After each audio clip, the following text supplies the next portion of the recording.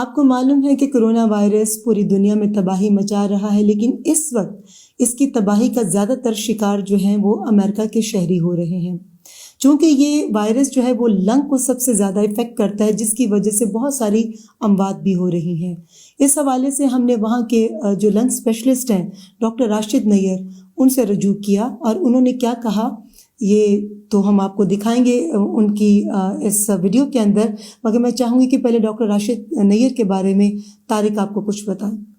ये बिल्कुल सही कहा। डॉक्टर राशिद नैयर जो है वो लंग स्पेशलिस्ट हैं और जो है वो वहाँ पे इनोवा अलेक्जेंड्रिया हॉस्पिटल में चेयरमैन डिपार्टमेंट ऑफ मेडिसिन हैं और वो ख़ुद अपने तौर पे जो है वो सारे कोविड-19 के पेशेंट्स को देख रहे भी हैं, उनको आईसीयू में भी उनकी टेक केयर कर रहे हैं। तो आइए सुनते हैं डॉक्टर राशिद नैयर क्या कहते हैं। अस्सलाम वालेकुम एवरीवन, मेरा नाम डॉक्टर राशिद नैयर है। मैं पल्मोनोलॉजिस्ट हूँ, इंटेंसिव और क्रिटिकल केयर स्पेशलिस्ट हूँ। I work in northern Virginia, Innova Alexandria hospital. I am chief of medicine and also director of critical care.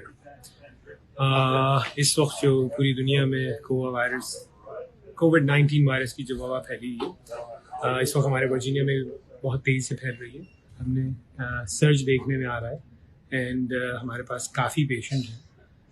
इस वक्त मैं आपको फ्लिप करके दिखाता हूँ। तो इस आईसीयू में ऐसे हमारे पास 3 इंटेंसिव केयर यूनिट है और इसमें पेशेंट्स हैं रेस्पिरेटर पे नहीं, उनको भी बहुत हाई ऑक्सीजन की ज़रूरत हो पेश आ रही है।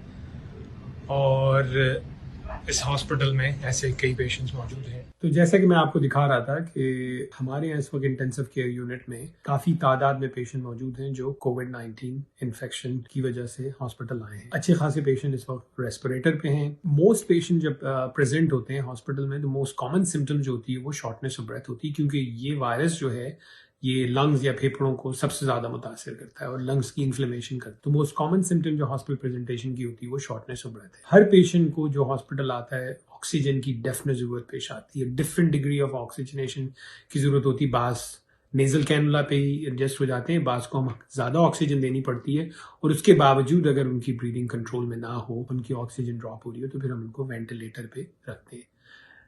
हमारे हॉस्पिटल में इस वक्त 60 से ज़्यादा पेशेंट मौजूद हैं जो कोविड-19 इन्फेक्शन की वजह से आए हैं। उसमें से 30 से ज़्यादा ऐसे हैं जो वेंटिलेटर पे हैं। जब इस वायरस से इन्फेक्शन होती है तो एज आई सेड अर्लियर कि मोस्ट कॉमन ऑर्गन जो है वो लंग है।